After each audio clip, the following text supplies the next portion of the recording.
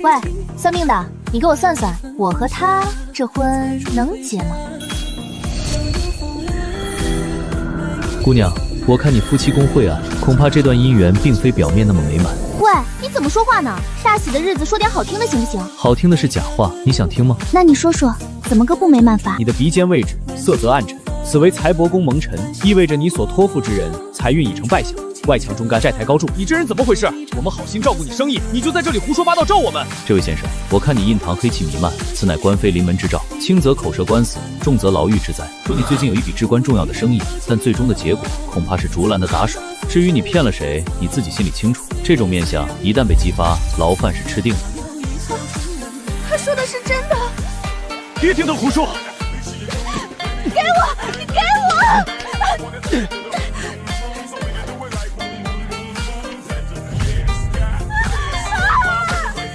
不是这样的，你听我解释。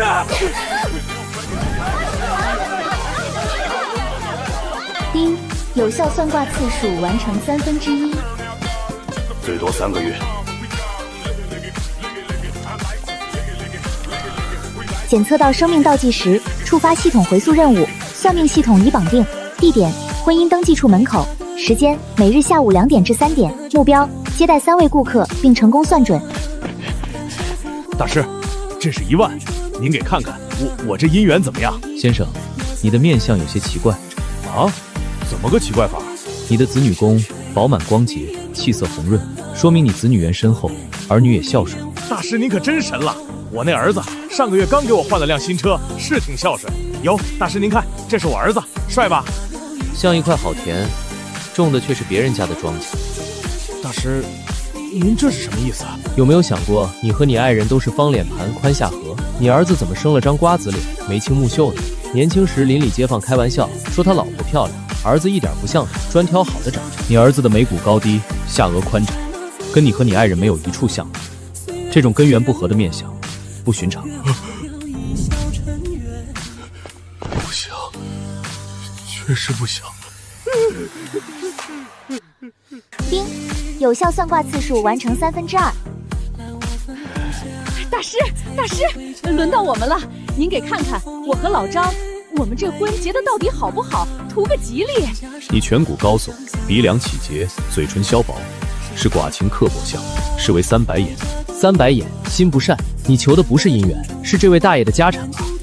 你血口喷人，我们是真心相爱的。大爷，你的田宅宫宽阔饱满，家境不错，至少有套房子。但现在你的田宅宫上笼罩着一层青黑之气，这是鸠占鹊巢的凶兆，有人在图谋你的房子。他哄你假结婚，帮你套贷给你儿子买婚房，只要房产证换了他的名字，你第2天就被抛弃。我没有。你左眉里有颗痣，但你的痣的色泽发乌，形态不佳，是奸角之助。这种志向的人专骗别人的信任，用这招骗老人，你不是第一次干了。谢谢大师。丁，3卦任务完成，正在结算奖励，剩余寿命增加30天。恭喜宿主获得现金奖励100万。活下来了，任务完成，该下班了。我出10万，我出50万，我出50万。大师，我叫王振华，500万，求您再算一卦，只问前程。抱歉，今天的名额满了。大师，规矩是死的，人是活的嘛。500万不够，我再加。500万不够，我再加。马上3点，到点下班。大集团的董事长举着那张黑卡，独自愣在民政部门口。他活了半辈子，第一次见到有钱都请不动的人。江峰睡得昏天黑地，外面的世界因为他已经变了天。3个挂历被实锤，直接坐实了民政局神算子的本事。媒体、网红、富豪都在疯狂打探他的下落，有人甚至开出7位数的高价，只求能和他说上一句话。新任务发布，时间每日23点到01一针，方式塔罗牌占卜，领域凶案，目标接待3位顾客并成功算准。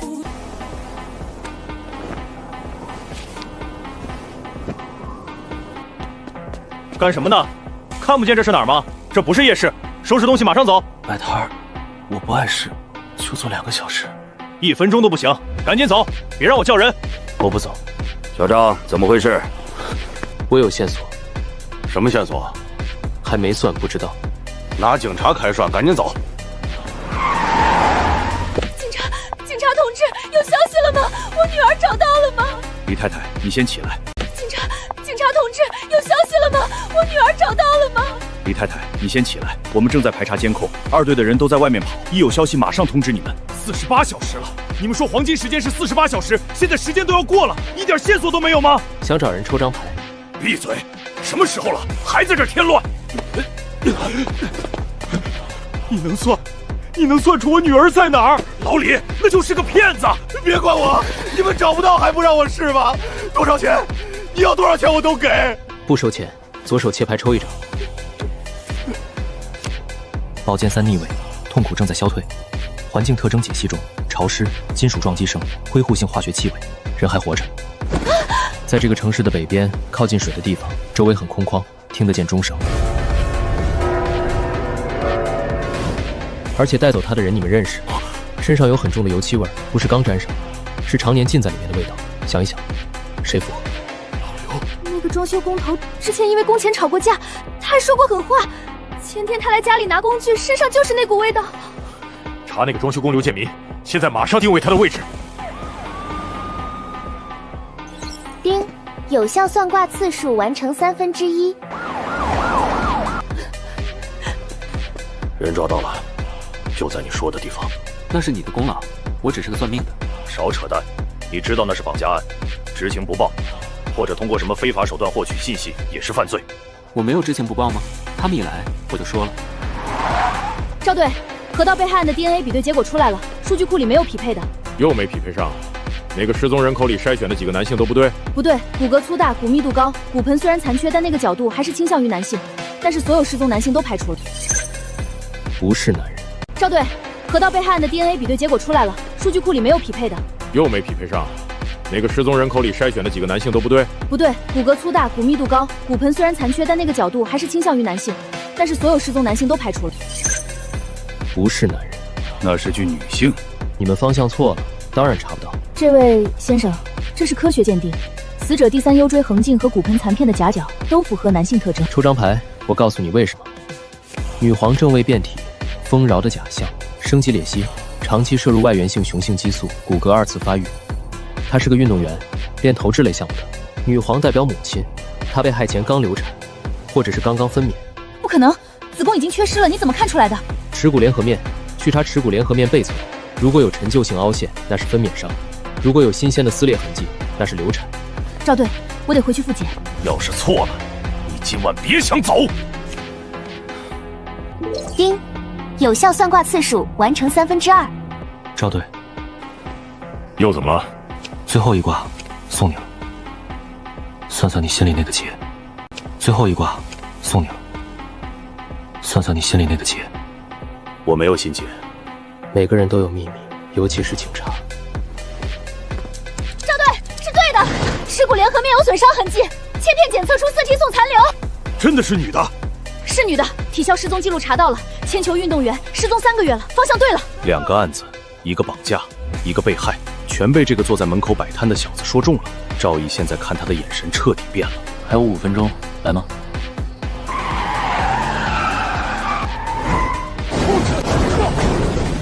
住人！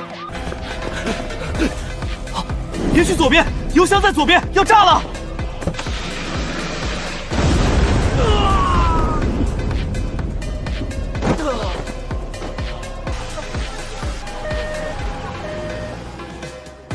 赵毅看我的眼神，不再是看骗子，也不再是看嫌疑人，而是在看某种无法理解的存在。让我来抽一张牌试试吧。正义逆位，公正的扭曲，内层的败坏，关键信息，那把枪少了一发子弹。赵队，3年前那个缉毒案，你的线人被害，你一直以为是被毒贩发现的，但牌上说不是。你想说什么？那个泄密的人，那个开枪的人，就在这栋楼里，而且就在你身边。他的枪里到现在还少着那一发子弹。丁，检测到宿主协助破获重大连环案件并挽救警员生命，任务评级完美，奖励结算。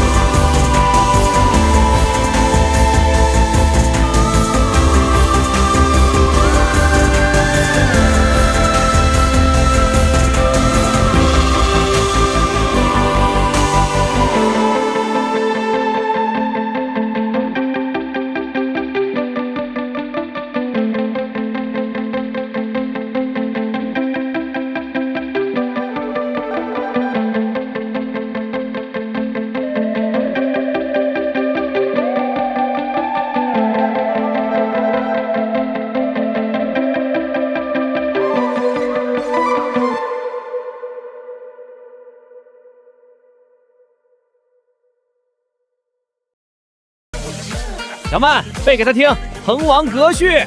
豫章故郡，洪都新府，兴分义镇，地接横林，金三江而带五湖，控蛮荆而引瓯越。停。他不知道自己在背什么，他只是把这些声音刻在了脑子里，像录音机一样。那又怎么样？能记住就是本事。是本事，但代价呢？你们看他的食指，这是焦虑，还有他的枕骨、后脑平枕、眉骨压眼。这种骨详的孩子敏感多疑，极度渴望认可。小朋友，你刚才看你爸爸的时候，我没在你眼睛里看到爱，我只看到了恐惧。你怕背错一字不能睡觉，你怕算错一道题就会被关进那个没有窗户的书房。你闭嘴！你这是在诱导孩子，我要报警抓你。小曼，我们走，别听这个疯子胡说八道。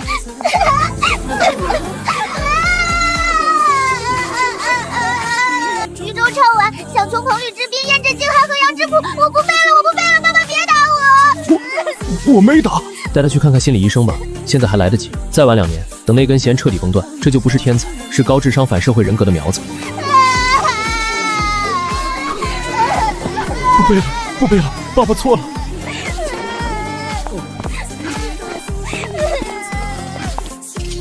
有效算卦次数完成2/3。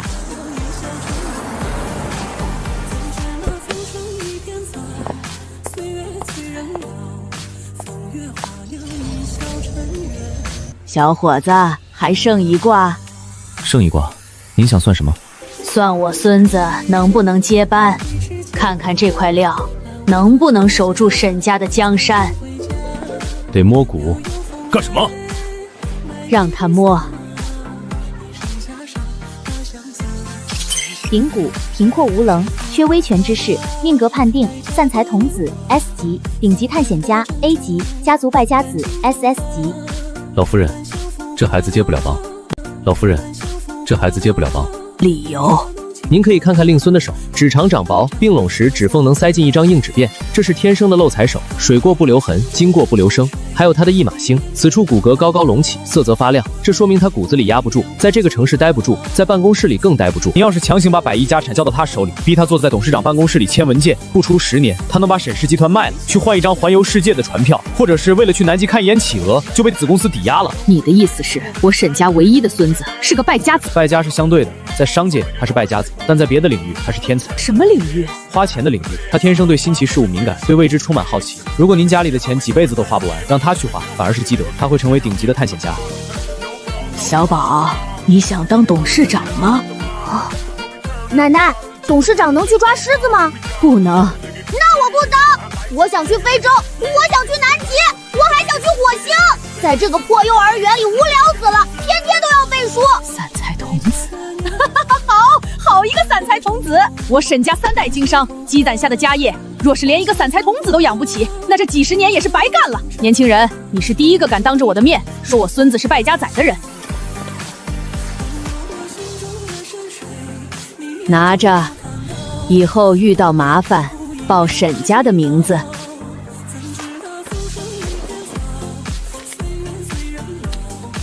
下班了。哎，钱你不要？3卦已满，过时不候。钱是额外的因果，太多的话我承受不起。有点意思。这就是所谓的神仙大师吗？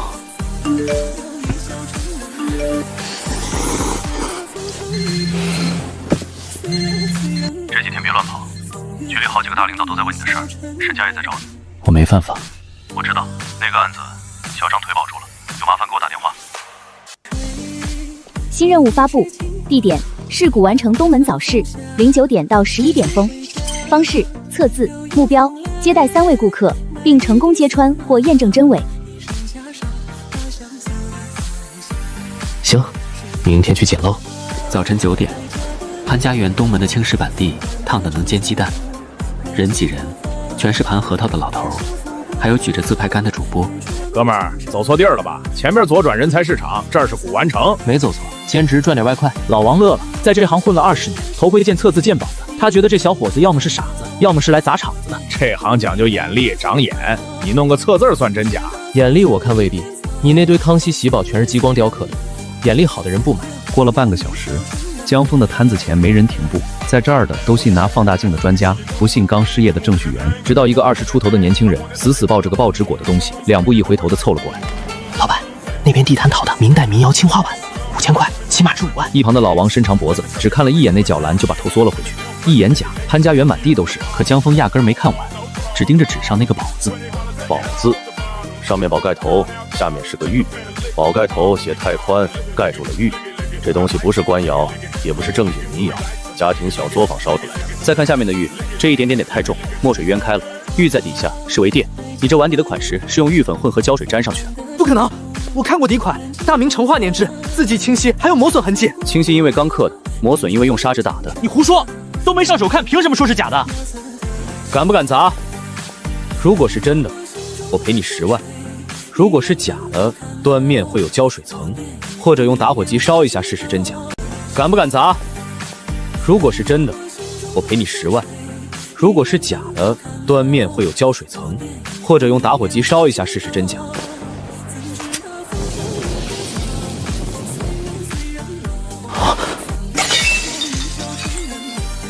连碰都没碰，光凭写个字就算出底座是粘的，这哪里是算命，这分明是开了天眼。江峰的摊位前围满了看客，大家都很好奇，这小子到底要干什么？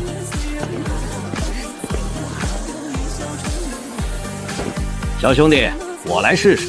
刚才那碗我不予为凭，但我这画，几家拍卖行说法都不一，老假？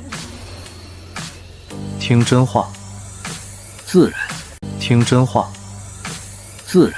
不用打开，画儿田字在中，田界分明。但这田字四周的笔画和你中间这一笔墨色一样，运笔的力道断了。怎么讲？画心是真的，但这幅画的题跋、印章还有周边的装裱是从别的画上裁下来拼上去的。行话叫借尸还魂。我看了1周都没拿准，几个专家都说是真迹，但我总觉得题跋的字风与画不符，原来是拼的。若不是先生点破，我几百万打水漂了。都别急，让我看看玉佩。哪儿来的叫花子？赶紧走，别挡着我们做生意。等等，袋子里是什么？没什么，河边工地上捡的铁疙瘩，挺沉，想拿去废品站卖了换顿饭钱。拿出来看看。写个字。我不识字，就会写那个铁字儿。以前在铁厂干过搬运，就写铁。大爷，你的挂件，这是这个铁字，右边是湿，左边是金，失去了原本的金光，它才显出本相。大爷，你这东西不是废铁，这是唐代用来镇守黄河水患的大铁牛的一只脚。你看这断查处的纹路，还有这上面的铭文残片，这是国宝。这小子是个疯子吧？大爷，千万别卖废品站，出门左转，走200米有个博物馆办事处，送过去就说是在老河道遗址捡的。真的？钱拿着，打车去。送过去之后，国家会给你发荣誉证书，还有奖金。那个奖金够你养老了。紧急慌报，请刚才那位持有黑色漆的老人立刻前往管理处。重复一遍，那是国家1级文物重要线索。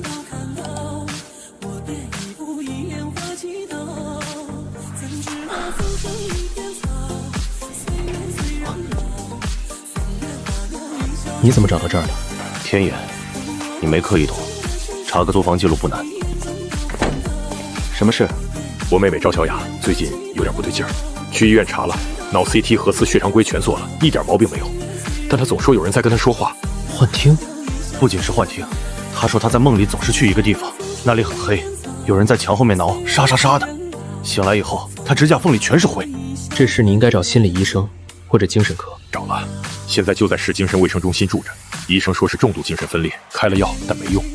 昨天我去探视，他抓着我的手说那个人快出来了。我知道你有本事，之前那2个案子我都看见了，你能不能去看看他？我现在没感觉。等等，带我去看看吧。你肯去？我不保证能看出什么，去看看能不能聊2句。丁，新任务发布，地点市精神卫生中心花园长椅，方式解梦，领域潜意识在真相，目标接待3位顾客并成功解析梦境。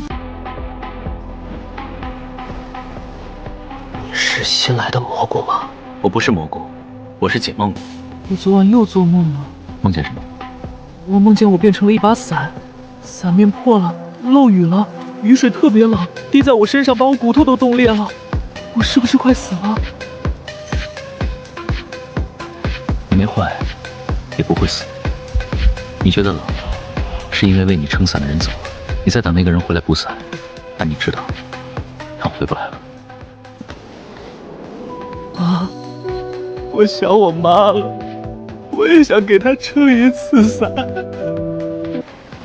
哭出来就好，伞还在，你自己也能撑。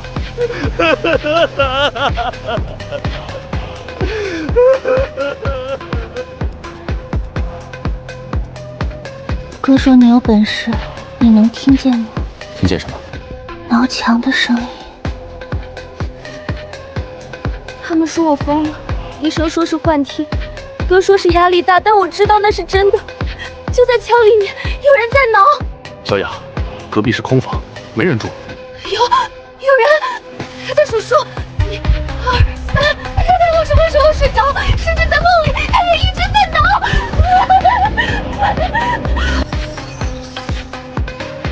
赵队，你妹妹没疯，她听到的声音是真的。你妹妹没疯，她听到的声音是真的。你是说，隔壁真的有人？不是隔壁，是墙里。去查她卧室的那面墙，尤其是连接隔壁的那一面，那里有一个夹层，那里有东西，或者说有人。现在就去，立刻！那个人还没死，他还在挠。终于有人信我了。带上破拆工具去我家，把小雅卧室的那面墙给我砸开！现在，马上！等消息。10分钟够他们把墙拆了。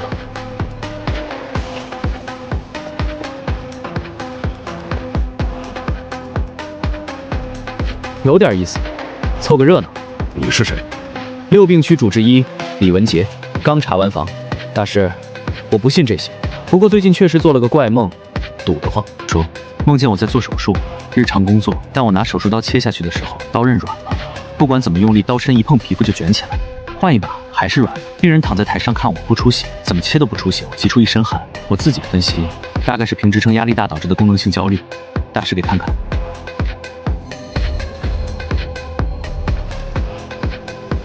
不是压力大，是你觉得那把刀碍事。碍事？手术刀是你和血肉之间的阻隔，你厌倦了隔着金属触碰生命，潜意识告诉你扔掉刀。你想用手，你想把手指伸进去，感受温度，感受跳动，然后捏碎。真会开玩笑，三面果然全靠编。我是医生，只会救人。是不是编你自己清楚。你的手太稳了，不像救人，像行刑。建议休个长假，或者去自首。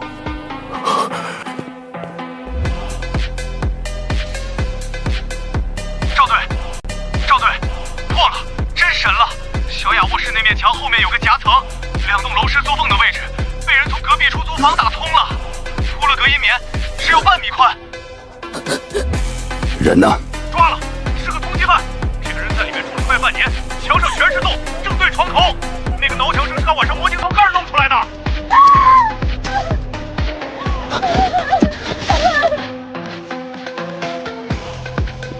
那个医生，那个李文杰也有问题。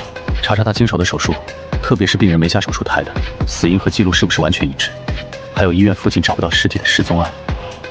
谢了。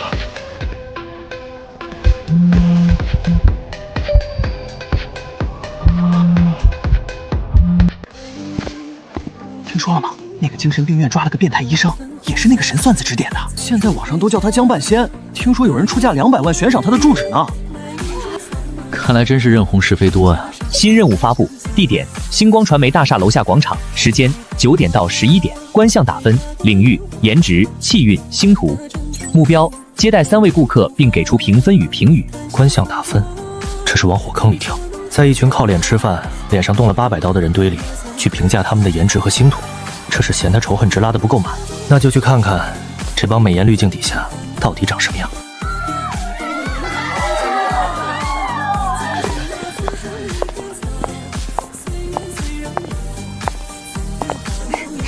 大师，听说你打分很准，那你给我这张脸打个分呗，满分10分，我有几分？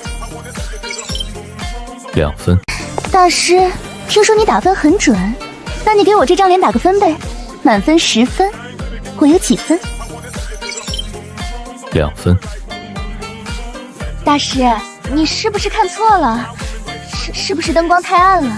再给你一次机会哦，好好看清楚。多1分怕你骄傲，那个肩歪了，你的下颌骨磨了3次，挂不住肉了，现在全靠线雕硬拉着。还有你的夫妻宫，甜盐物太多压迫了神经，你最近偏头痛吧？最重要的是，你今年42岁。胡说！我今年18，我是纯天然的。家人们评评理，这人就是个骗子，我哪里像42岁？你的骨龄骗不了人，颈椎骨质增生，腰椎间盘突出，这是长期伏案和穿高跟鞋留下的，至少20年积累。大姐，还要装18岁少女到什么时候？你家里的3个孩子，恐怕都快不认识你这张脸了吧？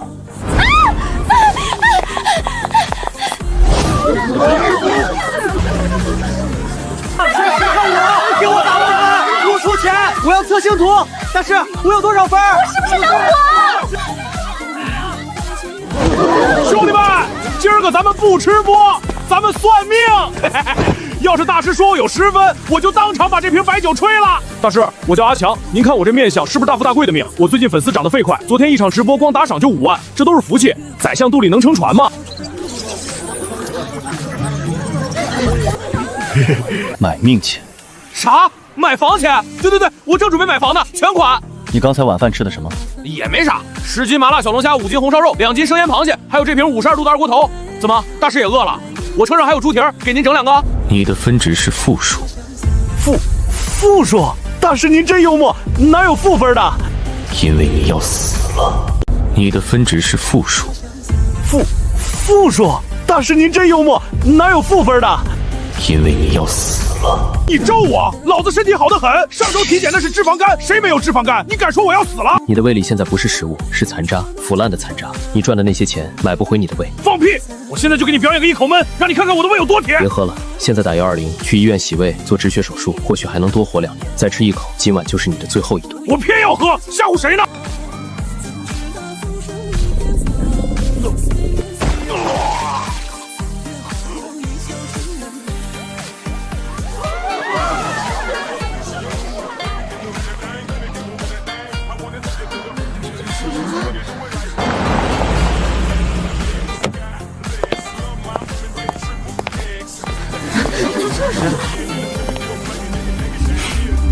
大师，我是这栋楼的老板，刚才的事我看到了，有点本事。1000万，请大师上楼喝杯茶，帮我看看公司风水，再算算我这几年的运势。2000万，只要你算得准，以后星光传媒的风水顾问就是你，年薪随你开。拿好，意思就是我不赚这钱。李总，你的茶太贵，我喝不起。而且现在是下班时间，我这人有个规矩，到点下班，天王老子来了也得等。嫌少，年轻人做人要懂得把握机会。我可以给你双倍加班费。李总，我不爱钱，我只想保命。你的印堂发黑，眉间有断纹，这楼里的风水局已经破了，再多的钱也填不上那个窟窿。你说什么？想算，明天赶早。这楼里的风水确实破了。你在开直播，0个粉丝还算命，哥们儿，这套路也太老土了吧？都什么年代了，还有人直播算命？你不如圈桥底下摆个摊儿，好歹还有路过的大爷老妈捧个场。天桥底下抓得严，高铁上你总不能把我扔下去。神经病！江峰松了口气，重新把注意力放回直播间。主播你好，我叫阿伟，我要算爱情。行，说说情况。主播是这样的，我喜欢一个女孩，喜欢了3年，整整3年风雨无阻。每天早上6点半起床，给她买豆浆油条，送到她公司楼下。她加班到12点，我就在楼下等到12点。她说想要那个限量款的包，我攒了半年工资买给她。你这块相学里叫夫妻宫，看对象感情深不深，2个人匹不匹配就看这儿。你的夫妻宫塌了，颜色发灰。换句话说，你往这段感情里砸的所有东西全是单方面的。颧骨下方这块叫奴仆宫，正常人这里气色是匀的，你这一片发青发暗，典型的被人利用还替人数钱的面相。阿伟，你那位女神压根看不上你，今天这出戏你就是个垫背的。你放屁！你懂什么叫真爱吗？你一个个在高铁上摆摊的野路子算命先生，你连女朋友都没有吧？我每天给他送早餐，3年没断过一天，刮风下雨我都去。他上次过生日，我送了他一个包，那个包5800，5800你知道吗？我1个月工资才6000，他收了我的包，他还说谢谢。你凭什么说他看不上我？你这个骗子！闭上你的乌鸦嘴！阿伟，你手里是不是有电影票？是啊，怎么了？几张？3张。他说2个人看电影怕尴尬，叫了他表哥来活跃气氛。他表哥人挺好的，上次吃饭还帮我们买了单。表哥，阿伟，把你的镜头转一下，往你身后转，售票机那个方向。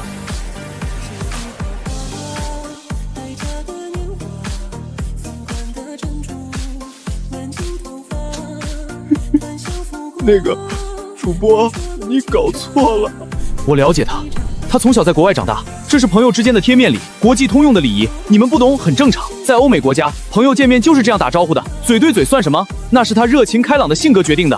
算命的，你就是个骗子，你根本不懂什么是爱。你说我的什么夫妻宫塌了？你看看我这张脸，我精心保养了3年，面膜敷了上千张，我这脸能塌？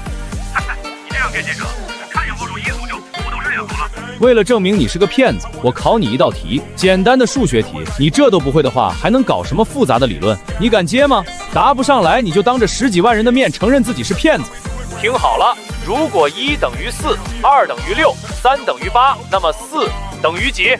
按你这规律，4等于10。错，大错特错！我开头第一句话说了什么？1等于4，1等于4，那4就等于1，因为等号是双向的，这是最基本的逻辑。你一个算命的连这个都不会，你果然就是个骗子，被我抓住了吧？哦，阿伟，你说1等于4，所以4等于1，那你喜欢他等同于他喜欢你吗？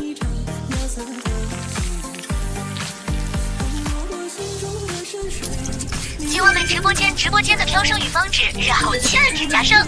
不错，江大师。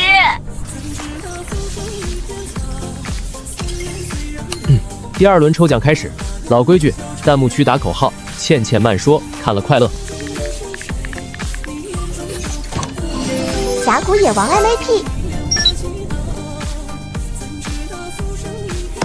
哟，大师，兄弟们刷到你直播间了，说你算得准，我来试试。说情况，我是 DOG 战队的首发打野，国服排名第1，年薪800万，下周飞外国打世界赛，8强种子队，懂吗？大师，你帮我算算，我的职业生涯能拿几个世界冠军？怎么着也得5个起步吧。黄毛同学，我叫战神凯。第一个地方，财帛宫这块管的是一个人正财钱欲的走向。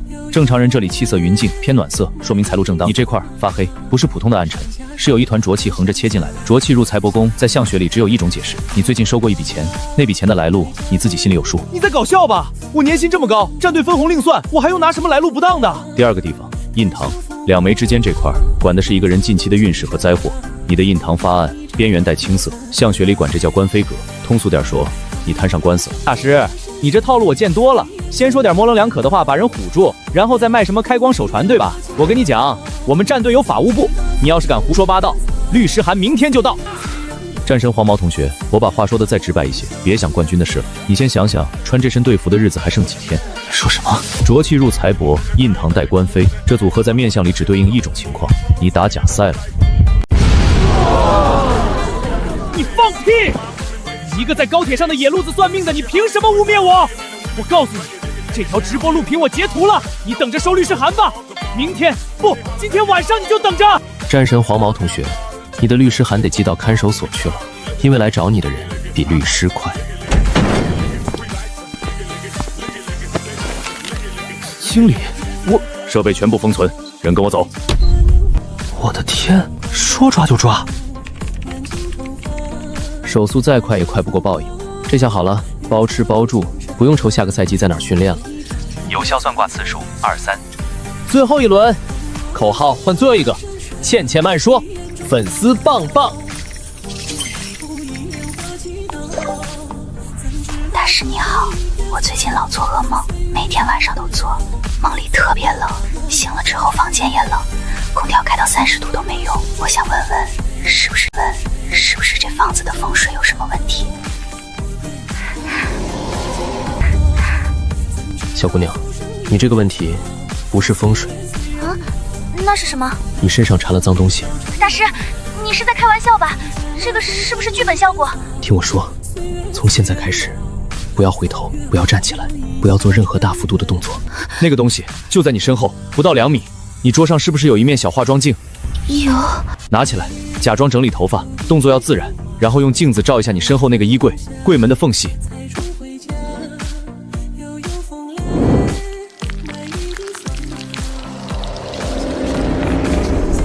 大师，救命！有个东西一直在我房间里，它就在我身后，对不对？我看不见它，但我能感觉到。别动，这不是寻常煞气，是吉凶的泄煞。你小命快交代了！大师，救命啊！我该怎么办？他要吃人吗？别慌，我传你一招至阳之法，专破此煞。不过步骤要命，你必须照办。差一指甲拜的距离，神仙来了也得摇头。我干，大师快讲。第一步，找一只你穿过原味没洗的臭袜子。臭袜子？没错，人头顶3把火，你眼下阳气漏风，那玩意儿马上要掀你天灵盖，脚底般浊气最终，拿原味袜子镇在天灵盖上，叫以浊克阴，直接焊死顶门阳气。快点，没时间了。干得漂亮！现在找一支最正的大红口红，右脸蛋儿照样来一个。大师，画啥玩意儿？那叫玄武镇邪符，红为火，玄武为水，水火交融，直接在你脸上打个结界。当我是让你瞎涂鸦，不想活就撂挑子。最后一步也是最要命的一步，冲着镜头用吃奶的劲儿连喊3遍祖传口诀，那玩意儿听完当场超度。大师，啥口诀？我是大傻子，邪灵退，邪灵退散。得嘞，收起你那3流演技吧。你衣柜那个微型全息核赏液，电连线全从底座露出来了，并西9块9包邮的破烂货吧，反光全穿帮了。还有你的特效太廉价，像素低的全是马赛克装饰。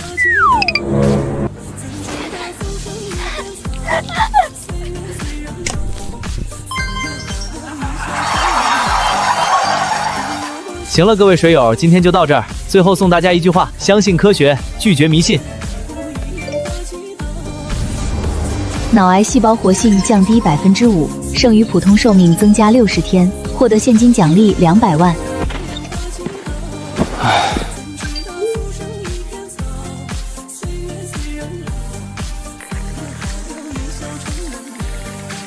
哎，老板，查过了，那个江峰住在5栋502，昨晚回来后就没出过门。盯着，我就不信他不出门。只要他露头，不管是买菜还是扔垃圾，直接请上车。去敲门，告诉他我的耐心有限。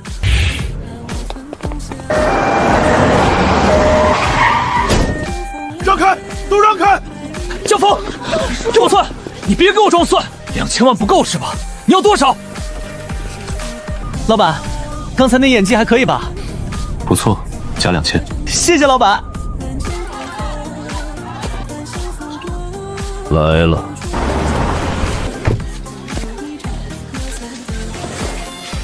江大师，好大的排场！李总，不用搞这些虚的，你的茶桌太高，我看人喜欢平视。昨晚你说我的楼风水破了，今天我把广场清了，就是想听听高见。钱我有的是，只要你能把这局给我圆回来。李总，我不看风水，风水救不了你，我看的是大厦将倾之象，煞将倾之象。危言耸听！我这楼请了港岛最有名的大师布阵，玉带环腰，藏风聚气。大师布阵，布不了人心。你的财报宫红的紫紫，那是淤血，说明你最近一笔巨款来路不正，带着血腥味。你的子女宫位置有一道横纹切断，在建筑相法里，子女宫对应大楼的西南角承重柱，那里的柱子裂了，对吗？你在胡说什么？我的楼质量没有任何问题，经过了验收的。验收？你这楼的地基打桩时，为了赶工期和省钱，用了不合格的钢筋，桩基深度少了5米。为了掩盖，你把那个想举报的监理赶走了，还精心策划了一场事故。现在那个裂缝不是我给你看不看的问题，而是物理学问题。地基下沉，坚溃想受力不均，还有3天。3天？如果不加固，3天之内这栋楼就会出现结构性崩塌。这不是生意，李总，这是几千条人命。你要吃的不是风水饭，是牢饭。关掉直播！都给我关掉！都给我关掉！下班。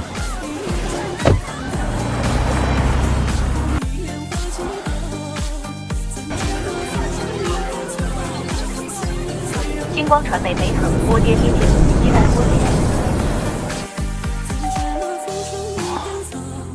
我来不是为了道贺，是想告诉你一件怪事。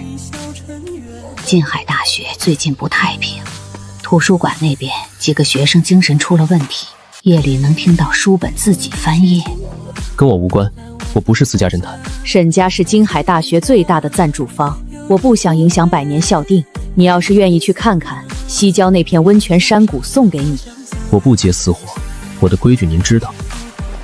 新任务，去金海大学西门，每天早上7点做学业咨询，接待3位顾客。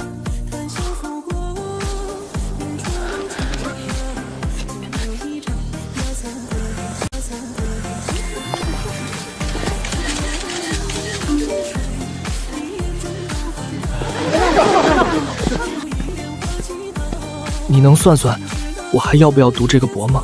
这个男生明明生就一副挺拔的额骨，平直的眉骨，这是标准的文曲星骨相，主学业亨通，才思敏捷。可他的整张脸上却笼罩着一层浓重的灰黑之气，透着腐朽。博士退学？真的假的？这哥们我认识，物理系的刘伟，超级学霸。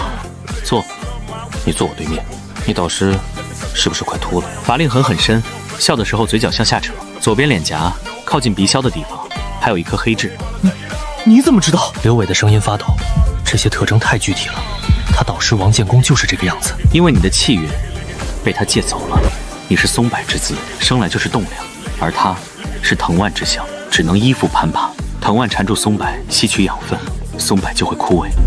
你这3年是不是所有成果都成了他的肥料？你最近那篇关于量子隧穿效应的论文，其实已经写完了，对吧？他说我的思路是错的，让我换方向。他不是让你换方向，是想让你把熟透的果子亲手送给他。你这哪是读博，你这是在坐牢，还是给别人无偿打工的那种。你的学术运在北方，不在这个地方。离开这个系你写的导师。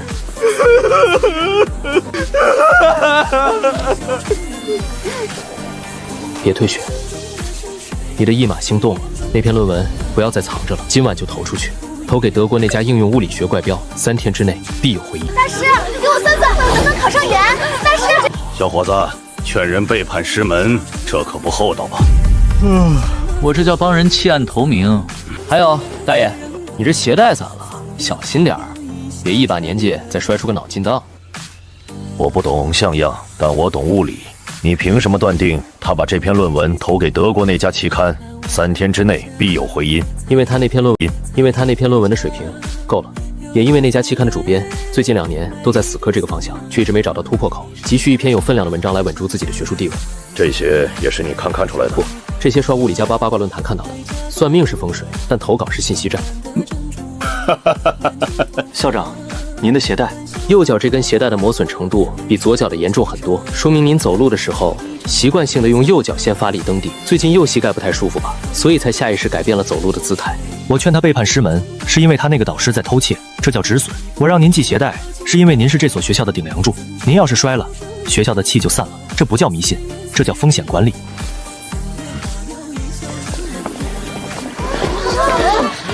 让一让，让一让，装神弄鬼。你这么能算，算算我能不能进学生会主席团？算不准，我今天就让你在金海大学的论坛上出名啊！算准了归你，算不准你就对着镜头大喊3声我是骗子。金融系的风云人物李雪，家里有矿，典型的白富美。想问能不能进主席团？外强部部长，虽然已经内定了，但我就是想听听你怎么编。进不去，别说部长，干事都没你的份儿。搞笑呢！上赛季校庆500万赞助，学姐一个人拉了一半，这种业绩，外研部部长除了他还能给谁？就是，整个学生会谁不知道学姐多拼？你一个摆摊的懂个屁！能力确实强，但人不行。颧骨高耸无肉，这叫孤峰独俗，刻薄难服众。还有这眼角的纹路，全是烂桃花。最近同时吊着3个男生，挺累吧？物理系的那个帮你写马哲论文，体育系的那个负责占桌买饭，计算机系的那个最惨，为了你的竞选 PPT 熬了3个通宵，这叫私德有亏。学生会要的是形象代言人，不是时间管理大师。你的竞争对手已经把你这点破事儿整理成文档发给指导老师了。哪来的证据？哥哥最好了，没你我可怎么活呀？人家计算机系的懂技术，全录音备份了，说是防一手，所以别想主席团了，先想想怎么写检讨吧。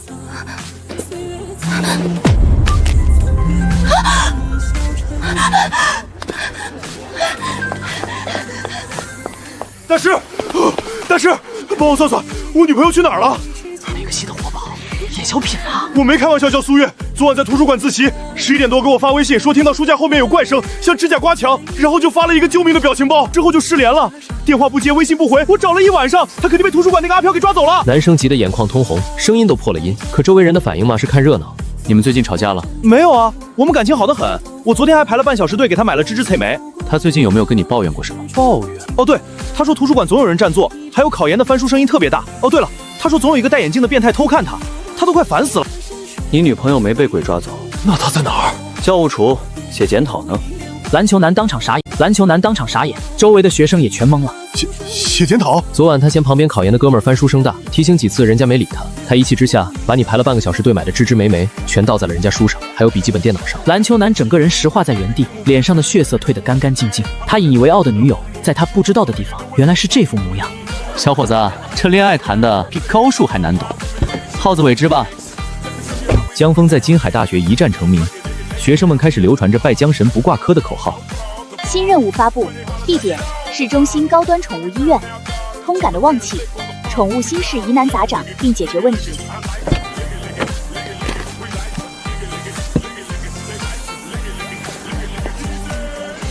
是新来的医生吗？哼，动物心理专家。我家的贝拉最近总是半夜乱叫，还把我好几个爱马仕的包都给咬坏了。医院的医生检查了几遍，都说他身体没病，各项指标很好。你要是真有本事，就给我看看他到底在想什么。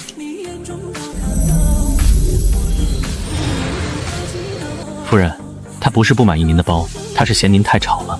吵？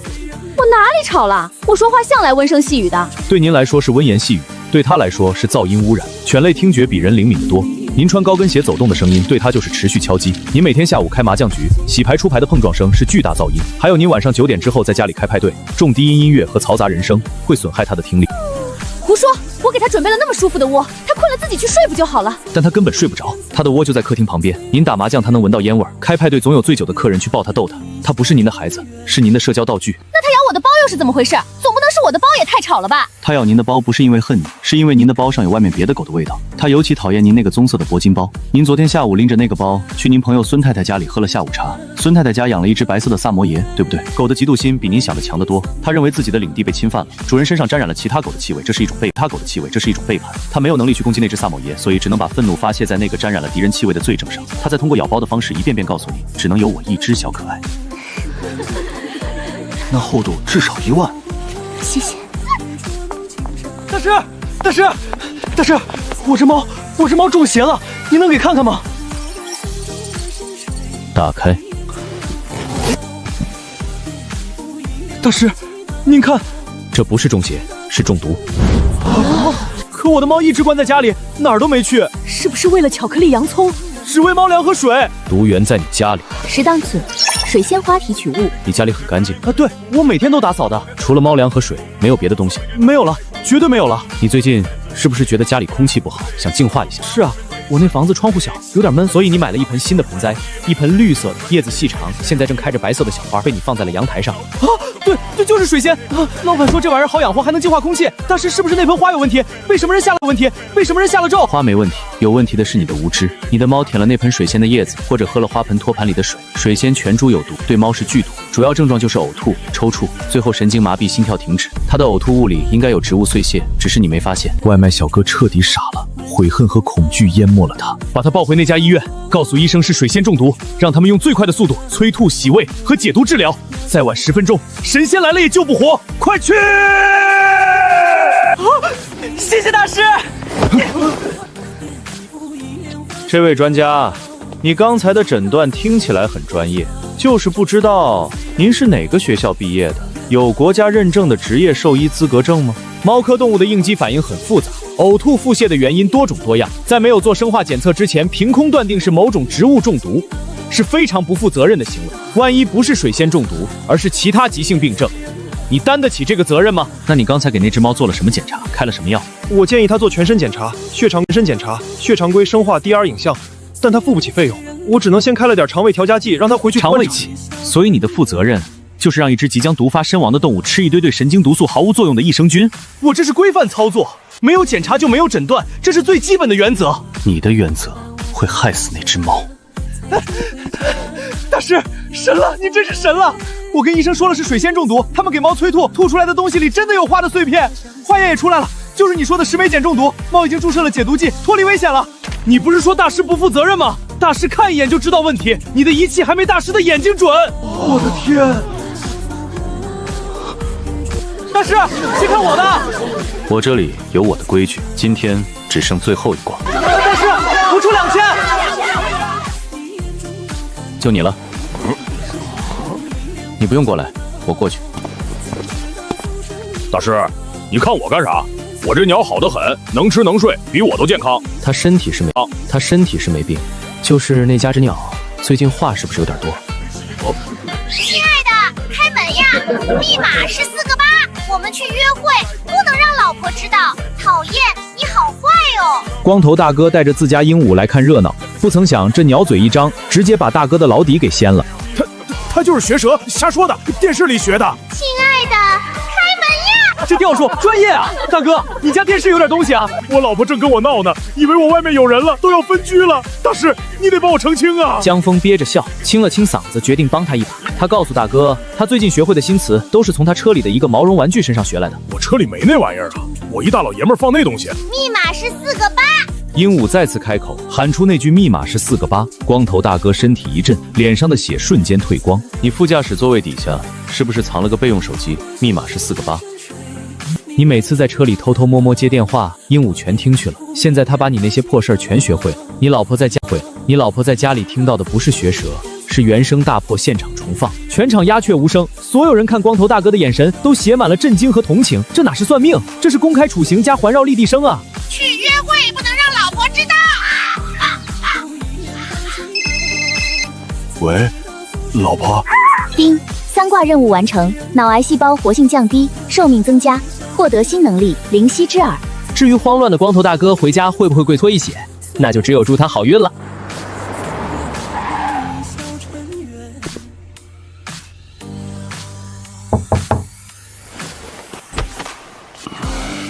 江峰先生，对吗？找我有事儿，进去说。我们通过特殊渠道拿到了报告，您脑内的肿瘤非但没有恶化，反而出现了钙化迹象，癌细胞活性正在持续降低。今天来找你，不是强制你做什么，而是代表国家正式向你发出一个邀请，协助我们进行一项特殊的研究。什么研究？关于一些我们看不懂的东西。半个月前，某处考古现场出土了一批先秦时期的竹简，所有直接接触过那批竹简的人，在1周内都陆续出现了精神异常，开始说一些谁也听不懂的胡话。你们找我想让我干什么？去破译那些竹简？不，我们只是想请你以你的视角去现场看一看那些竹简。我们拥有这个国家最顶尖的医疗团队和不对外开放的生物实验室，或许他们能为你带来一个真正的治愈方案。江先生，我们不急，邀请的有效期是永久，你可以慢慢考虑。系统给的只是续命，每一次任务都只是把终点线往后推几天，而国家许诺的是彻底拆掉炸弹的机会。就算猜错了，大不了就当公费旅游。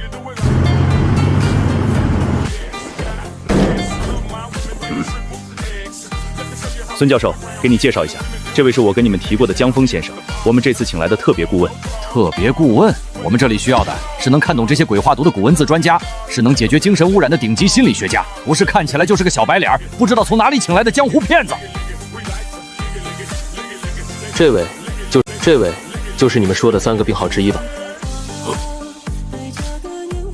江先生，那批先期竹简就在里面。新任务发布，地点西北73号研究基地样本封存室，方式灵犀通感，目标接待3位受害者。赌对了，我要开始会诊了。样本封存室里放着那枚先期竹简，外面一群专家隔着单向玻璃盯着江峰，有人好奇，有人不屑，可江峰心里没什么起伏，只觉得这阵仗有些小题大做。开始了。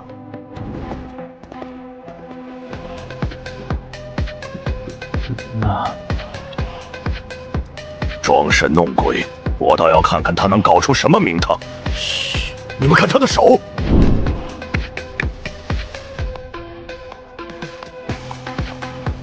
观察室里的气氛一下就变了，这种无法解释的协调感让每个人都集中了注意力。孙教授脸上的鄙夷不见了，他找不到反驳的词汇。污染模式、潜意识模式、潜意识共神放大，正在解码异常波段。水灌进他的口鼻，肺部灼痛。去查查他的档案。张远7岁的时候，是不是在老家的河里溺过水，差点死了？话音落下，观察室里一片安静。这不可能！马上去核实，动用一切资源，联系当地部门查户籍档案，走访家人。3分钟，3分钟内我要确切结果。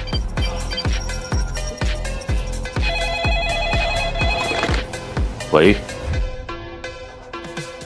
江先生，核实了，张远，籍贯豫省周口市下属张村，21年前，时年7岁，于村口淮河故道支流溺水，昏迷超过5分钟，被同村村民救起，抢救3小时后才脱离生命危险。这不可能！好了，别浪费时间了，下一个。放开我！烧掉，全都烧掉！火，有火！是你，你身上也有！烧掉你，烧掉你！孙教授，你现在去找一篇小学课文。收到，速度要快。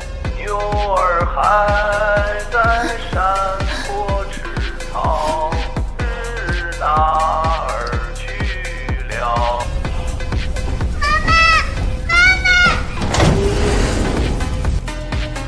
啊！火灭了，你安全了。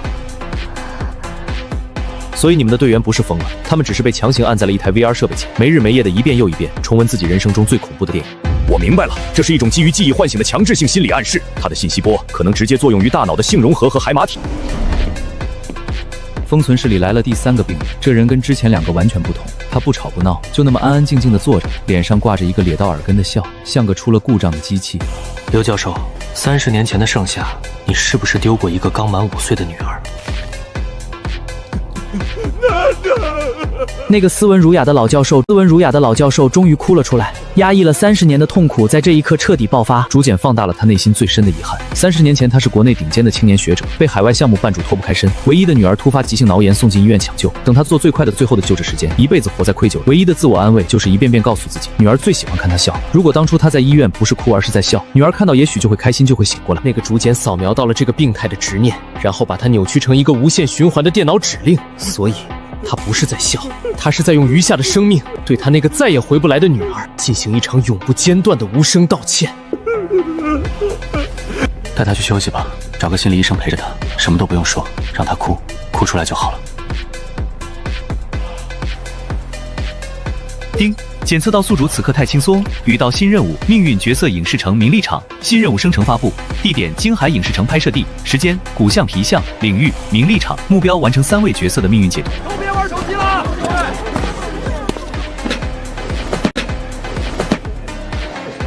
嘿，哥们儿，新来的，这年头骗子也内检了，都学会精准投放了。不信的就走开。大师，您真能看相选角？你跑了多久龙套了？3年了。演的都是丫鬟？您怎么知道？你这脸除了丫鬟还能演什么？可他们都说我这张脸最符合现在的审美，上镜好看。大师，我就是想问问，我这辈子到底有没有女主命？你不是没女主命，你是亲手把自己的女主脸给整成了丫鬟脸。你胡说，我没整。是没动刀子，但玻尿酸没少打吧，把原本的棱角全填平了。你这里本来有块骨头能撑起你的气场，让你演女将军，演女帝王，一针下去全没了。除了跟在小姐后面喊小姐不好了，你还能干嘛？你说呢？小丫头片子，你还想当女主角啊？你也不撒泡尿照照自己，你配吗？那我该怎么办？去医院把脸上那些不属于你的东西全融了，然后去隔壁 C 区的铁血长绫剧组，他们正在招一个女将军的马术替身，危险系数高，没人愿意去。那是你的转折点，抓住了，1年之内你能拿到属于自己的角色；抓不住，你这辈子就跟丫鬟锁死了。哪来的江湖骗子，跑到这儿来忽悠人？不知道这里是拍戏的地方吗？赶紧给我滚蛋，不然我叫保安了！看相选角还定妆改命，你怎么不说你直接能定谁是主角？就你们这种神棍我见得多了，骗那些想红想疯了的小姑娘，我呸！有种你帮我算算呗，我看你能骗我什么？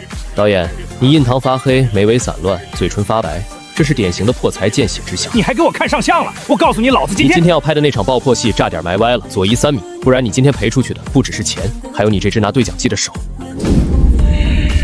我看你是活腻了。不好了，副导出事儿了！嚷嚷什么？天塌下来了！差点！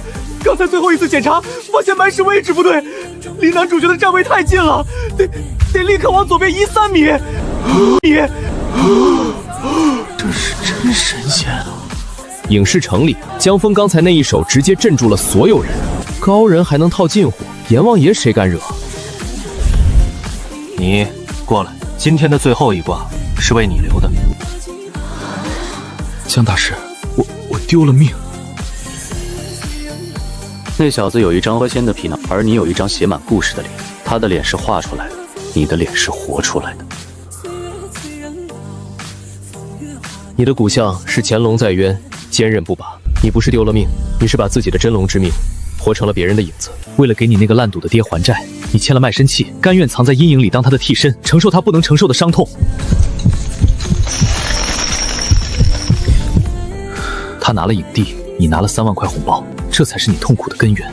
那个剧组叫尘埃，小成本文艺片，穷得连盒饭都快发不起。你的龙门在那边，他们需要一个真正有灵魂的演员，去用你叶豪的名字去试镜，而不是以汤一飞替身的身份。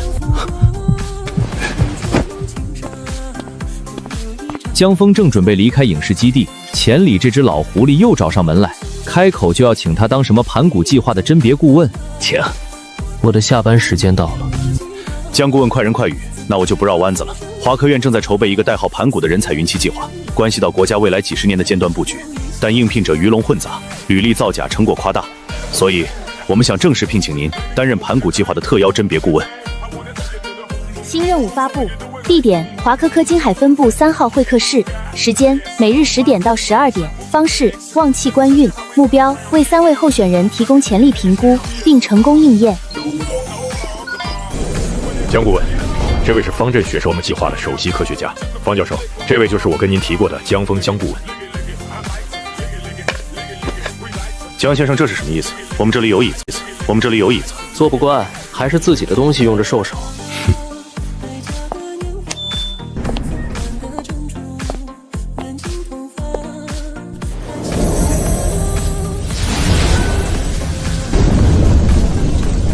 气运华丽，根基浮萍，这份天才不是他自己的。你这股气带着一股陈旧和不甘的味道。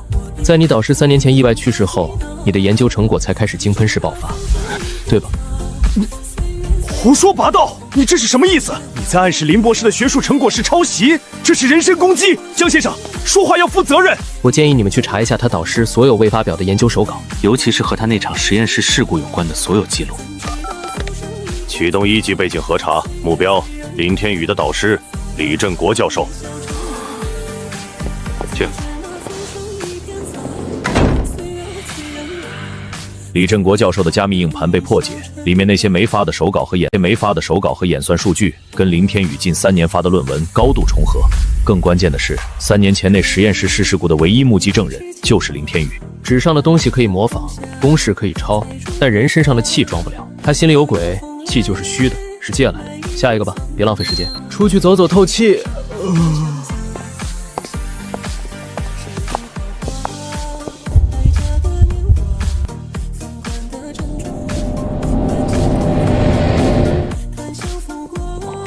江顾问，他就是你们要找的人。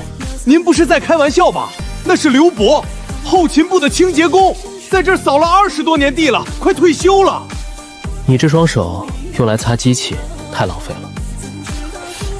这台离心机的轴承偏了0.03毫米，再这么转下去，里面的超导样本就全废了。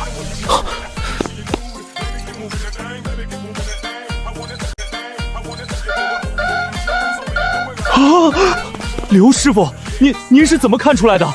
听出来的，这机器转起来的声音不对，有点虚，就跟人一样，看着好好的，其实里面零件松了，说话声音就没底气。紫气藏于内，华光敛于身，这不是普通人的气运，这是镇国基石的命格。你的手前半生造的是国之重器，后半生却用来扫地重尘，从云端跌落泥潭，不是你的错，是时代的遗憾。刘老，我们对不起您。年轻人，我能问问你是怎么看出我来的？我看人不看他过去干过什么，也不看他未来能干什么，只看他身上那股劲儿还在不在。您的劲儿比这楼里所有穿白大褂的加起来都足。这位想必就是江顾问吧？久仰大名。你们面试的不是一个人，是一段程序，一个完美的拟人算法。江先生的评价很特别，能具体解释一下吗？我给你算一卦，不算你的前程，也不算你的过去，只算你昨天晚上7点到8点一个人在家做了什么。江顾问说笑了，昨天晚上我当然是在为今天的面试准备相关的资料。不对，你坐在一个黑暗的房间里，没有开灯，你的面前放着一台笔记本电脑，你脸上没有任何表情，一遍又一遍地观看一部记录贫困山区失学儿童的纪录片。你看的不是内容，你是在学习和模仿录像里那前来探望的志愿者母亲在看到孩子哭泣时脸上担忧和心疼的微表情。你暂停、回放、放大画面，你在给自己安装情感模块。真厉害，你是我遇到的第一个能看穿镜子的人。丁，检测到宿主触发关键词，新任务发布，地点京海市国家历史博物馆第1层特展厅。没办法，为了活命，班还是得上。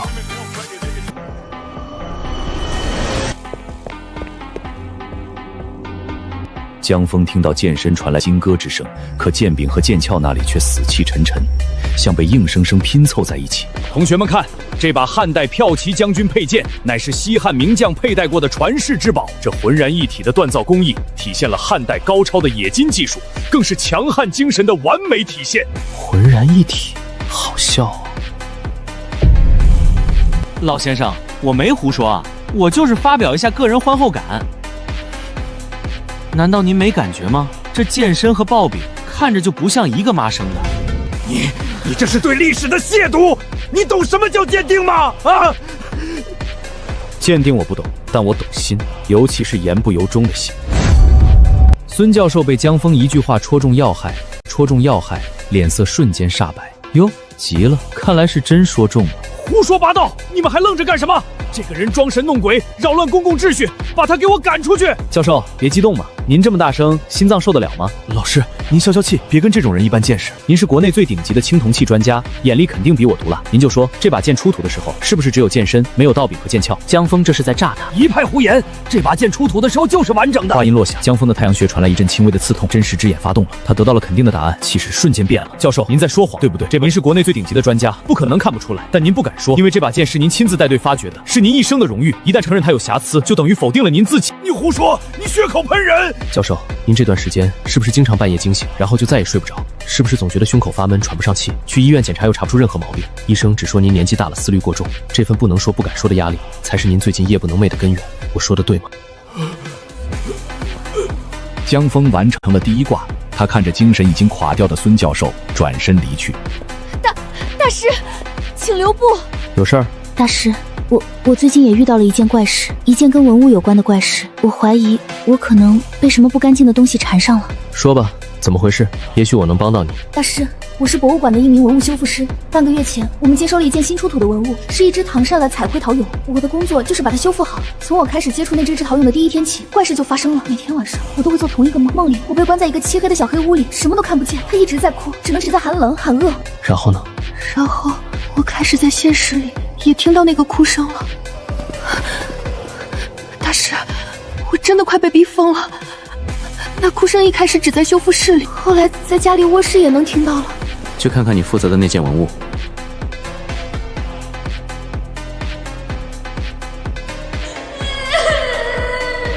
盛唐气运笑看千年，但现在却阴气汇结，怨念颇深。问题不出在陶俑本身，是因为这底座里被镇压了一件不属于他的东西，一件带着强烈个人执念的定情信物。大师，您怎么知道的？这尊陶俑送来时底座破损厉害，里面是空的。当时我刚跟我男朋友分手，一时想不开，就偷偷把我前男友送我的定情手链藏在修复用的填充材料里，一起封进了底座。我想着让我们的爱情能像文物一样流传千年。你这叫自作孽不可活，你也不想想这是什么地方？国家历史博物馆，这里面的东西哪一件不带着历史的厚重气韵？你把儿女私情塞到这里面，你这是把你的姻缘用千年陶土给死死镇压住了。这风水能好才怪，这叫姻缘入土，永不超生。你这辈子别说正桃花了，烂桃花都不会再有一朵。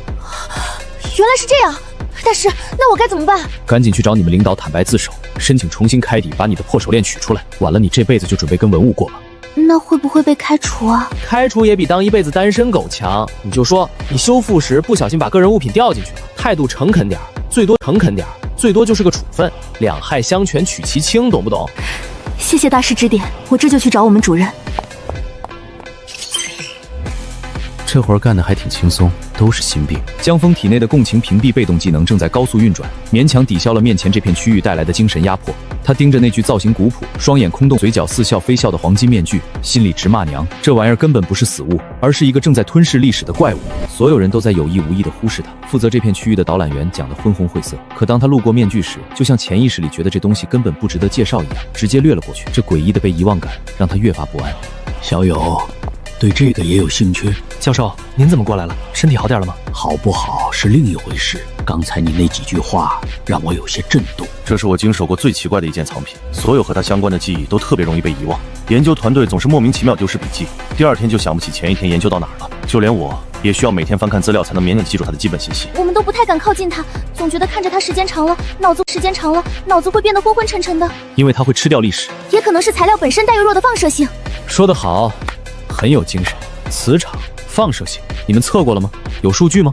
相关的检测报告呢？拿出来我看看。我确定困扰我们团队几个月的难题，如果真的能有一个答案，哪怕那再匪夷所思，我也想知道。很久以前，古代某个萨满在一次通灵仪式里玩脱了，他想请神上身，结果请来了个他惹不起的东西。他的灵魂被某个不可名状的存在反噬，在被彻底吞噬前，他用尽最后的力气打造了这具面具，将自己那被污染的疯狂的灵魂，连同那个存在的一部分一起封印在了里面。话音落下的瞬间，江峰脑海里响起系统提示音：勘破第3件产品真相，3挂任务完成。可还没等他松口气，异变突生。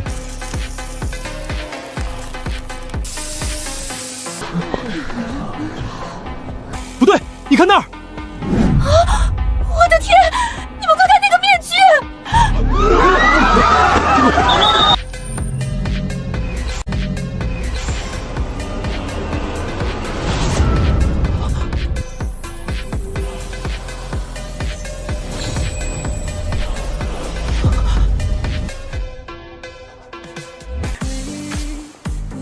新任务发布，地点市郊花卉博览园，目标是完成3挂有效解签。这代表又能白嫖一门玄学手艺。求签这行当水深得很，死签活解，全凭真本事。你看清楚，这货不对版，胡说八道，我这都是好货。我把货想买了，这个价我要了。这里的焦虑浓度远超金融街写字楼，正是玄学生意最肥沃的土壤。我背靠竹椅，静静地待第一个有缘人上门。师傅，求个签，多少钱？先做50块，童叟不弃。测什么？测货。我借了高利贷，刚盘下一批进口纯剑兰花，28万本钱全压在9号棚里。这2天我右眼皮狂跳，心慌的要命，就想求个签，看看这批花能不能熬过这星期，顺利脱手。先静手，求签前手上别沾杂气。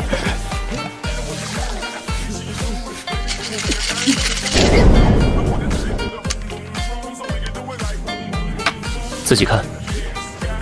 水漫金山，啥意思？要发大水？上下皆坎，坎为水，重险叠加。这解出来就一句话：你那批兰花会遭灭顶水灾，纯是被淹死。淹？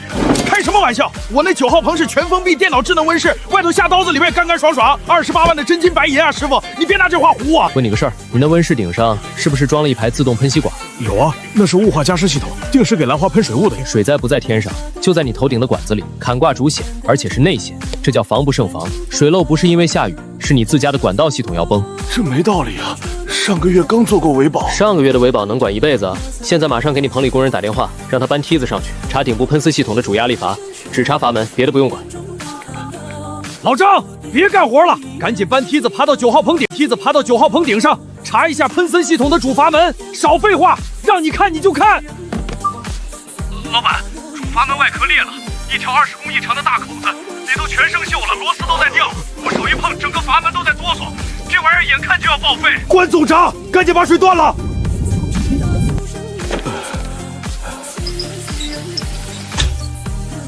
师傅，您这签准得邪门了。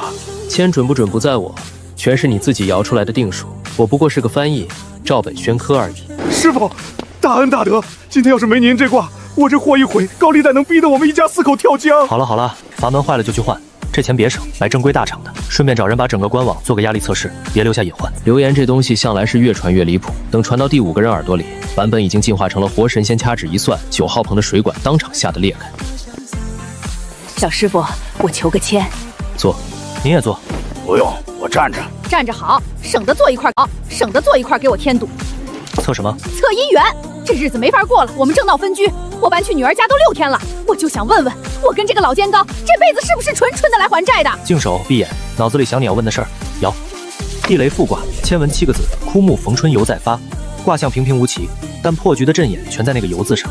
说的是你们这段关系，表面上看着干透了，叶子都掉光了，但底下的根没死透。意思是只要火候到了，这老树照样能抽新芽。大妈刚才那股子要吃人的火气散了不少，站在旁边的大爷2只手在背后死死绞在一起。复卦最底下还藏着一点没灭的火种。接下来我问个事儿，你们照实说。阿姨，你搬走的第1天晚上，你老伴儿是不是熬了一锅东西，搁在了你们卧室的床头柜上？大妈愣住了，眼底满是错愕。旁边的大爷整个后背瞬间绷得笔直。你咋知道的？熬的是药吧，治关节疼的那种。你这膝盖一到阴雨天就遭罪，这事儿他比你上心。你搬走那晚，他死要面子活受罪，拉不下脸打电话求你回来，放了一整夜，晚上接着熬新的，就这么连着熬了6天。话音刚落，大妈的眼眶就红透了，老爷直接把脸扭到一边，连脖子根都憋成了猪肝色。签上写的明明白白，一阳复始。你老伴儿全身上下就属嘴最硬，但手里的碗活1天没落下。大妈低着头，眼泪啪嗒啪嗒往下掉。你个死老头子，你熬了药干嘛当哑巴？嚷嚷啥？你不是卷铺盖走了吗？我还厚着老脸去女儿家给你送药，我这老脸还要不要了？脸，你跟你的老脸过一辈子去！老2口就这么当街吵了起来，嗓门拔得老高，可话里话外的坚冰早就化成了水。还有膝盖疼去正规3甲医院挂个号。夕阳下，老2口互相搀扶着慢悠悠地走去，就差最后临门一脚了。老板，求个签，10万火急。别急，慢慢说。下午2点半，有个1000万级的园林大标要开标，这项目我死磕了3个月，报价已经扒到底库了。可对手是本地的地头蛇园林公司，人家早跟甲方在酒桌上称兄道弟了。这标我今天到底能不能撕下来？老规矩，净手闭眼摇。大壮卦上级签，66卦里绝对能排进前5。大壮卦上级，势不可挡。这标你绝对吃得下，但有一个前提条件。什么条件？大壮卦最忌手数2端，你只要怂半秒，这气运当场就得散。现在回去把资料全部备齐，下午准点杀进会场，该拿下的直接拿下。男人此刻眼底的惬意被彻底点燃成了狠劲。师傅，我信你这把。男人抽出300块大钞拍在桌上，扭头狂奔，冲出遮阳棚时险些跟拉发财树的板车撞个满怀。我靠在竹椅上，目送那道白衬衫的背影杀向园区大楼。下午2点半，开标时间到，我的视线越过重重货车，锁死了园区大楼的玻璃大门。那是一张通知书，我远远看着，眼底浮起笑意。系统提示：求签3卦任务圆满完成。这门活签死解的玄学手艺，彻底被我白嫖到手，融会贯通。收了，打道回府。各位叔叔阿姨，我跟你们讲，这个药绝非一般的药，高血压、冠心病、早期的肿瘤细胞，一颗下去全给你清扫干净，别的地方你买不到。我这是从瑞国实验室直接带回来的纳米靶向因子，专门修复人体受损细胞。药瓶里装着10几颗红色颗粒，颜色均匀的过分。胎主胸口别着名牌，上面印着高级纳米医学研究员几个字。大爷，您真是有眼光，这一瓶15颗，1天1颗，半个月1个疗程，吃完您再来找我，保管您血压降到正常值，走路都带风。等一下。药贩子喊出2000块这个数字的时间是下午2点17分，他站的位置在我西南方坤位，时间外卦方位内卦，土生金被泄得元气尽失，这瓶子里全是土性废料，全靠一张嘴把老百姓兜里的真金白银泄个干净。大爷，先别走。7成面粉2成灰，剩下1蒸工业水，吃不死人也救不了命。这是什么东西啊？你算老几？在这妖言惑众？这是最新的纳米科技，全球独家专利，你懂什么？一个小屁孩来砸我场子，你谁呀你？我一个路过的热心市民罢了。2000块钱买一瓶面粉丸子，成本不到2块钱，利润率1000倍，比我江峰算命赚的都狠。你别走，这药要是真的，咱们验一验，赢了我赔你1万，当众给你道歉，验什么验？我这是量子纳米级别的配方，你们那些医院的破机器根本检测不了。大爷，这药您先别急着带走，虽然吃进肚子里啥事儿也没有，但也治不了您的病。你说的是真的？我写的配方如果跟化验结果对不上，我赔你10倍的钱。这500块算我买您1颗药，剩下的算检验费。您拿着这颗药丸和钱过马路，挂检验科的号，跟大夫说做一个家族的物质光谱分析，有初步结果就行，拿到单子直接回来。万一人家的药是真的呢？真的，他紧张什么？你看那狗东西腿都在抖了。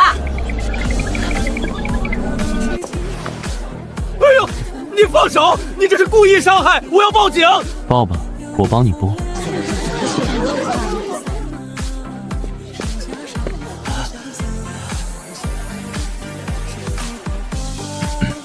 结论：送检样品经初步检验，小麦占比约68%至72%，未检出任何已知药用活性成分，食用色素加香精，没有药用成分。你这混蛋，这白大褂上穿着不热吗？把刚刚的2000块钱交出来，还给这位大爷！我上礼拜还买了2瓶呢，我的4000打他，堵住他，别让他跑！警察同志们，这里有人卖假药，把大家都骗了，你们快来处理一下吧！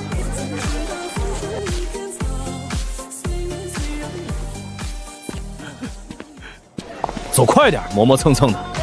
你带上你那些破烂东西，赶紧搬出去！我跟小辉月底就要办酒席了，房子还得重新收拾。你是算命的是吧？来，你给我评评理。小伙子，算卦50块钱一次，先给钱后说事。行，50就50，你给我看看，这个老鬼不是我亲爹。看见没有？白纸黑字，无血缘关系。怪不得我没见过我妈，我肯定是被她拐走的。我跟我亲生父母骨肉分离了20多年，还骗我说我妈出国就没回来了。就是死老头拐了别人的孩子养大，现在又想赖在我们的婚房里不走，吃我们的喝我们不走，吃我们的喝我们的，凭什么？你要还有点脸皮就自觉点，带上你那些破烂卷铺盖滚出去。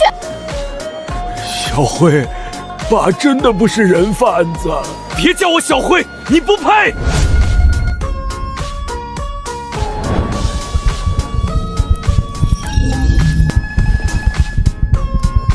小伙子，你淡定。淡什么定？你看完了就给句话，他到底是不是人贩子，还是说你就是个江湖骗子？别急，我慢慢给你看。只有慢慢看你的面相，才能帮你看看这件事里头到底埋了多少你不知道的东西。这份鉴定结果没问题，他确实不是你亲爹。听见没有？算命的都说了，你不是我爹。我这就报警，人贩子判起来着。但你先别急着报警，因为你的父母宫在25年前就已经彻底塌了。你什么意思？意思很简单。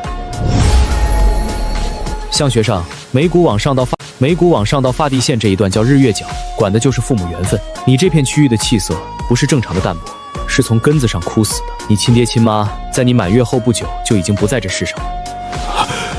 老人这反应比刚才被冤枉时激烈多了。你命犯孤辰，男女宫干瘪，纹路枯朽，几十年来没有婚配对象，也注定这辈子不会有亲生骨肉。你一个注定无儿无女的光棍，却养了一个跟你毫无血缘关系的孩子整整25年，为什么？我就是捡的，路边捡的。大爷，你骗外人可以，骗你养了25年的儿子也可以，但你骗不了我这双眼睛。你跟这孩子之间的因果牵绊，不是路边随手捡的那种浅薄缘分。大爷，你养了他25年。他满月前后到底出了什么事，你比谁都清楚。你要是再说路边捡的，我就只能把你面相上剩下的东西全拆出来。但那些话从我嘴里说出来，不如从你嘴里说。车祸，小辉他爸妈出车祸走的，他妈在救护车上就没撑住，他爸送到医院不久也没了，就小辉活下来了。他妈把他护在怀里，拿自己的命换的。你认识我爸妈？你爸是我战友，出事那天在医院。你在医院见了战友最后一面，答应了他生前最后的托付，他恳求你照顾这孩子。你看他的手，这双手干了一辈子重，至少20年以上的高强度体力劳动。他的孤并不是娶不到，而是他选择一个人扛着，不愿意辜负你亲生父亲，所以他一直担着。就是到学校门口给我买1箱牛奶，我嫌丢人不让他来学校门口，他就放在传达室让门卫代转。冬天他在工地上站一整天回来，手指冻得裂口子，我看见了也没问过一句。那件外套我上小学那年他就穿这件了，我还笑过他。不是买不起新的，是省下来的每一分钱都花在你身上了。我怕他知道了他该多心疼啊！他那时候才满月，什么都不懂。你爸的遗物、部队的合影，还有你妈的照片，我全存着在床底下那个绿箱子里。25年一样都没丢，你啊，该好好反省反省了。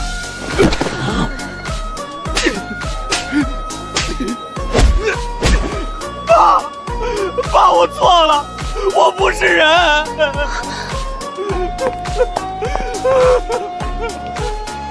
别磕了，地上凉。我不怨你，爸从来不怨你。希望你以后知道该怎么做。没必要感谢我，回去开那个铁皮箱子，把你爸存了25年的东西好好看一遍。